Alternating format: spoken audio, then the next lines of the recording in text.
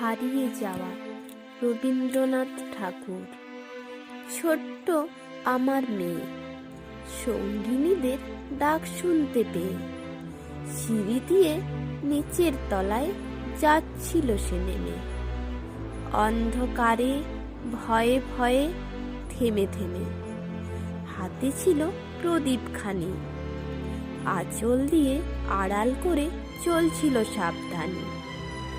আমি ছিলাম ছাতে তারায় ভরা চৈত্র মাসের রাতে। হঠাৎ মেয়ের কান্না শুনে উঠে দেখতে গেলাম ছুটে।